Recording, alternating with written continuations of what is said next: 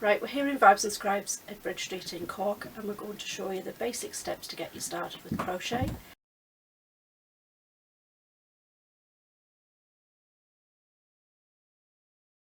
Right, we're going to show you how to do a basic granny square. We start with our normal chain, slip knot, and 4 small chains. 1, 2, 3, 4, and we're going to slip into the first stitch and pull that tight as an anchor stitch. We don't want this ring to come undone. We're going to work over the tail, so keep it to the left with your work. Create 2 chains because we're going to use trebles, and they're 2 chains tall. Those 2 chains stand in for the first stitch of the cluster we're going to work, which is 3 trebles together. So your turning chains is stitch 1, and then we've done 2 trebles to go with it. Now we create the corner point, and to do that we do 2 chains. And then we continue on, and we're going to make 3 more cluster groups of 3 trebles each, and they're going to be separated by 2 chains to make the corners.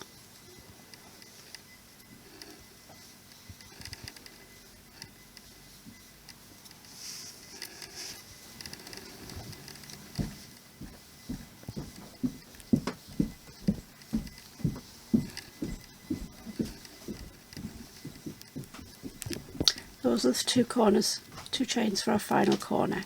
We're now going to slip stitch into this chain here. These are the 2 turning chains of the first stitch. We pick up the front and the back of the chain, and we slip stitch straight through the working loop, pull it close as an anchor stitch. We're now going to change colours, so we slip off the one colour, pull that through, and go back into your last chain, join the new colour.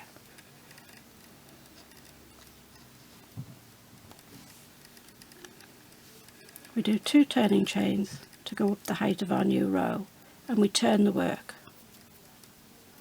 We're actually going to bury these 2 tails together in the work. So first off we work 2 trebles for the first cluster to go with the turning chains that represent the first stitch. We're then going to do 2 chains, and we're going to work another cluster into this same chain space. This is the first corner group. Row 2 simply makes 4 corner groups to make our little work into a square. We put 1 chain to jump over this cluster here before we start making a new corner group in the second chain space area.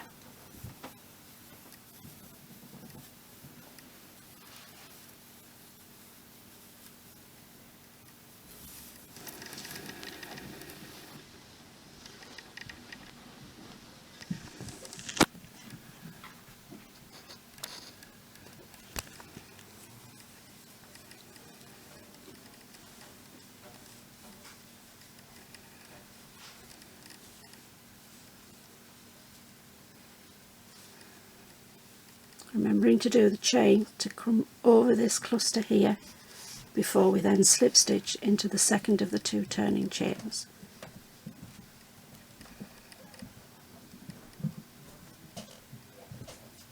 That's got a little tight on there.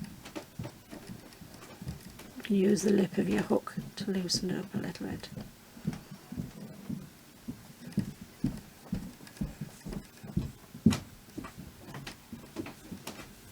Again, we're going to change colours, so we snip off that one and pull the yarn through to finish the round, and then go back into our chain to start the final round.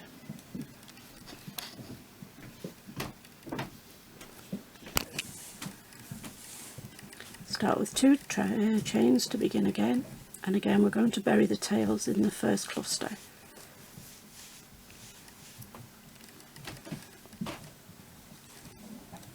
So you work 2 trebles to go with your turning chains for the cluster on the side of your square. 1 chain to jump this cluster, and then start again making corner groups in the chain space next to it.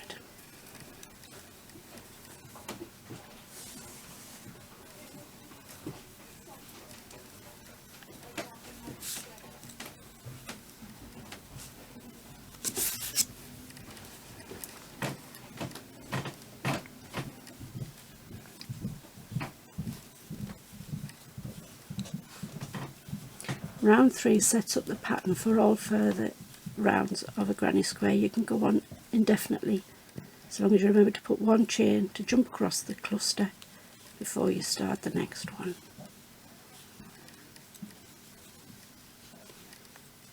As your work grows, you'll have 1 extra single cluster on each of the 4 sides of the square.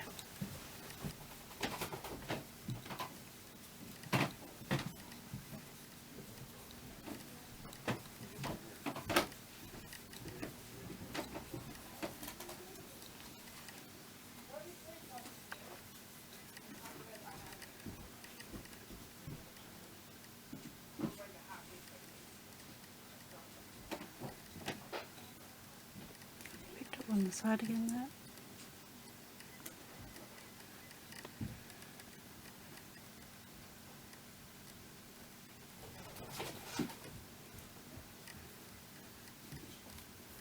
That's the end of your 3 round granny square.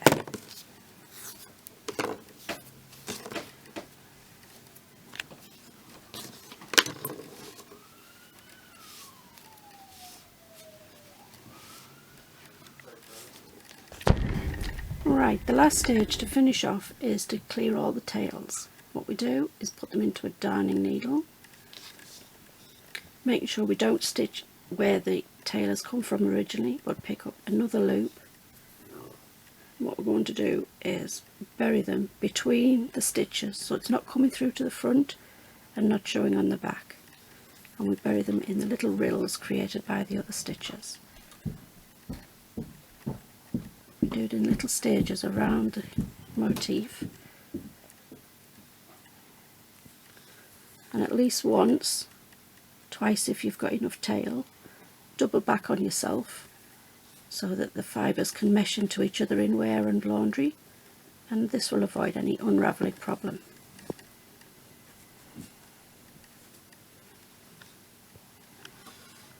The longer the tail the better in most cases.